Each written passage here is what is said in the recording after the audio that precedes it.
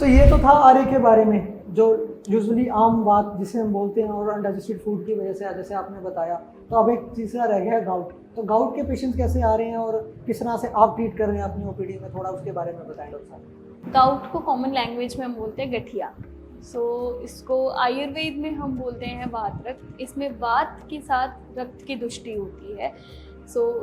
इसलिए वात यानी हमारी बॉडी में जो एयर है एंड रक्त इज द ब्लड। तो इसके साथ जब इन दोनों की दुष्टि हमारी बॉडी में होती है तो इसको हम वात रक्त कहते हैं। वात रक्त में हमारे सबसे पहले पैर में जो ग्रेटर टो है वो अफेक्ट होता है। पेशेंट कंप्लेन लेके आएगा कि हमारे पैरों में जो पैर के जो टो है उसमें पेन हो रहा है, एंड जो उसकी 5 स्टेजेस होती हैं उसकी एक स्टेज में टोफी फॉर्मेशन, उसमें क्रिस्टल्स फॉर्म होने लगते हैं एंड पेशेंट के जो पैर हैं वो टेढ़े होने लगते हैं।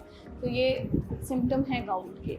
तो अब इसमें क्या करें, क्योंकि गाउट में क्या होता है, यूरिक एसिड बढ़ रहा है पेशेंट का। तो हम पेशेंट को बोलेंगे कि आपको सारी ऐसी चीज़ें नहीं खानी है जिससे यूरिक एसिड बढ़े। अब यूरिक एसिड का सबसे अच्छा सोर्स है दाल, राजमा, उड़द, छोले, सारी दालें आपको बंद करवानी पड़ेगी पेशेंट की। बिकॉज जिस दिन वो पेशेंट अपने आप ही बोलेगा कि रात को हमने ये चीज़ खाई थी एंड सुबह हमें दिक्कत हो गई। अब सुनने में तीनों चीज़ें एक जैसी हैं कि अर्थराइटिस है, बट तीनों चीज़ें अलग अलग है। तीनों चीज़ें, आम बात अलग है, इसमें हम डाइजेशन से रिलेटेड ट्रीटमेंट करेंगे।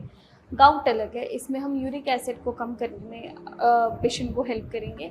ऑस्टियोआर्थराइटिस अलग है जिसमें फ्लूइड ही कम बन रहा है बॉडी में। तो तीनों चीज़ें अलग है, लाइन ऑफ ट्रीटमेंट भी अलग होता है। आप डॉक्टर साहब बताइए कि क्या मेडिसिन इनकी रहेगी, या क्या हम पेशेंट को एडवाइस कर सकते हैं कि आप ये चीज़ें लीजिए या ये चीज़ें अवॉइड करिए इन सब चीज़ों में।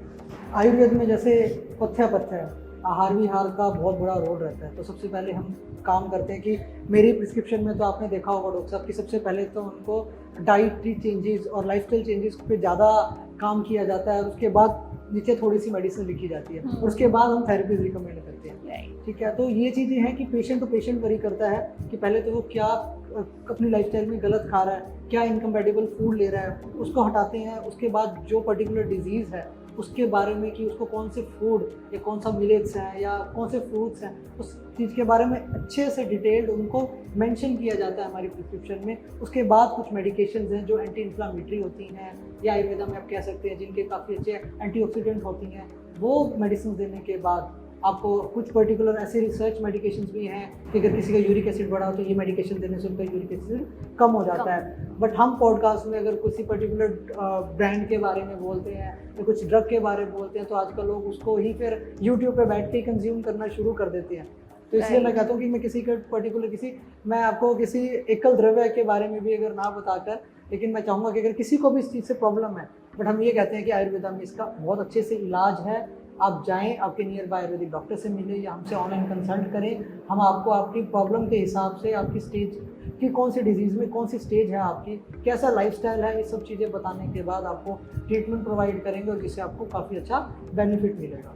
वो है भी सही, क्योंकि पेशेंट की नाड़ी अलग है, हर पेशेंट की बॉडी टाइप अलग है, प्रकृति अलग है। तो उसके अकॉर्डिंग ही हम उसको मेडिसिन प्रोवाइड कर सकते हैं। हम अगर बोलेंगे कि आप ये मेडिसिन लो और ये बेनिफिशियल है, मे बी वो उस पेशेंट को ना वर्क करे, वो उस पर ना काम करे। बिल्कुल, ये हम डोजेज अलग है ना, वो भी डिपेंड करता है। आयुर्वेद को आप कितना भी मॉडर्नाइज कर लें, वो एक ओटीसी प्रोडक्ट बेस्ड मार्केट नहीं बन सकता है। आप ये नहीं कह सकते हो कि आप ये पर्टिकुलर मेडिसिन पर्टिकुलर इसी डिजीज़ पे काम करेगी, कोई लाइन ऑफ ट्रीटमेंट नहीं है।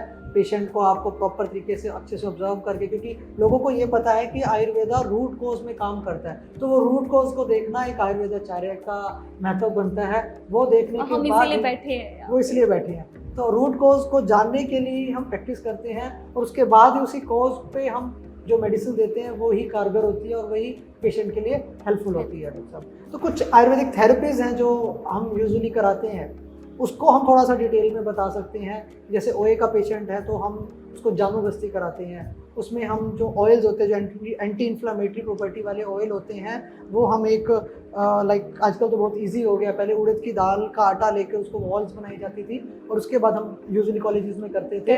तो वो चीज़ें हम जब उसको ऑयल डालते हैं सर्टेन अमाउंट के टेम्परेचर में डालते हैं, तो वो रिसर्चेज हैं कि वो अगर हम 5 डेज 7 डेज या 10 डेज अगर वो चीज़ें करते हैं तो बहुत अच्छे इफेक्ट मिलते हैं पेशेंट को। और वो आपको क्लिनिकली, आप हमारे पेज पे अगर जाएंगे तो टेस्टिमोनियल्स भी काफ़ी हम अब ऐड ऑन करा रहे हैं ताकि लोगों को अवेयरनेस बढ़े इन चीज़ों की। तो ऑरल मेडिकेशंस या आप anti analgesics like pain killers खाने की बजाय अगर आप 15 दिन में भी अगर ये थेरेपीज अगर आप करवाते हैं तो आपको पेन में काफ़ी रिलीफ मिलता है पेशेंट को, चाहे वो किसी तरह की बीमारी या किसी तरह का पेन हो। तो डॉक्टर साहब, एक क्वेश्चन ये उठता है कि लोग मैंने देखा है कि आजकल काफ़ी सेंटर्स खुलते जा रहे हैं, अवेयरनेस काफ़ी बढ़ती जा रही है आयुर्वेदा में। मेडिवन Ayurveda basically, I know it's NABH hospital, कि NABH उन्हीं को मिलता है जिनका जो पेशेंट सेफ्टी को समझते हैं, जो एक हर तरह के मापदंड जो होते हैं, लाइक डॉक्टर स्पेसिफिकली डॉक्टर की मैं डॉक्टर को तो नहीं, हमारे कौन से इंटरव्यूज हुए थे, लाइक थेरेपीज हाइजीन को जो मेंटेन करते हैं उन्हें NABH मिलता है। बट मेडिवन आयुर्वेदा आयुर्वेदिक फील्ड में क्या कर रहा है, इन पर्टिकुलर डिजीज़ में क्या समझते हैं कि हम अपने ट्रीटमेंट को किस तरह से अच्छा बनाते हैं जो हमें काफ़ी अच्छे रिजल्ट्स मिलते हैं, उसके बारे में आप बताएं। आपका क्वेश्चन बिल्कुल सही है डॉक्टर, क्योंकि हर आजकल आप एक गली में कम से कम 3 से 4 आयुर्वेदिक हॉस्पिटल्स या क्लिनिक्स देखेंगे खुले हुए। सो हमारे यहाँ पे ये चीज़ है कि हम जब थेरेपी कराते हैं, अगर हम जानूकस्ती भी करा रहे हैं तो वो हम 2 से 3 मेडिकेटेड ऑयल पेशेंट्स पे यूज़ करते हैं। हम मेक श्योर करते हैं कि अगर हम पेशेंट को पैकेज दे रहे हैं या पेशेंट को हम सिंगल थेरेपी भी करा रहे हैं तो पेशेंट को सिंगल थेरेपी से ही रिलीफ पड़ना शुरू हो। पेशेंट अगर कहता है कि उसको पेशेंट एक सिंगल थेरेपी या 2-3 सिटिंग्स में भी रिलीफ नहीं पड़ रहा तो हम 2-3 थेरेपीज और ऐड ऑन कराते हैं। हमें मेक श्योर करना है कि हमारा पेशेंट अगर पैकेज लेता है या सिंगल थेरेपी कराता है तो वो भी ठीक होके जाए any how at any cost. तो हम उसको ठीक करके ही भेजते हैं। हम लेप ऐड कराएंगे, हम स्टीम ऐड कराएंगे, हम ऑयल चेंज कराएंगे, बट हम पेशेंट को ठीक करके सेटिस्फाइड करके ही भेजेंगे। यूजुअली हम जब मीटिंग करते हैं, डॉक्टर्स मीटिंग होती है हमारे यहाँ पे, सारे सुपर स्पेशलिस्ट डॉक्टर हैं यहाँ पर, पर्टिकुलर डिजीज़ के लिए पर्टिकुलर हमने डिपार्टमेंट्स बनाए हुए हैं। तो हम बात भी यही करते हैं कि पेशेंट को जो रिलीफ हो रहा है वो कैसे मिल रहा है। हम पैकेज सेल करने में बिलीव नहीं करते और हैं। हम और क्या कर सकते हैं, हम क्या क्या कर अच्छा सकते हैं? कर सकते अच्छा कर हैं सकते कि पेशेंट को रिलीफ। और जिस तरह से हम अग्निकर्मा है, विदकर्मा है, लाइक हम सिरावेद है, लीच थेरेपी है, ये सारी फैसिलिटी हमारे हॉस्पिटल में अवेलेबल है, जिससे अगर आप आते हैं, आपको कौन सी थेरेपी अगर आपको रिक्वायर्ड है, वो हर प्रकार की थेरेपी हम आयुर्वेदा में, मेडिवन आयुर्वेदा में देने की ट्राई करते हैं और कोशिश करते रहेंगे कि हम और भी कुछ अगर ऐड ऑन करना है हमें यहाँ हॉस्पिटल में तो हम और ऐड करते रहे, जिससे हमारे पेशेंट को बेटर रिजल्ट मिलते रहे।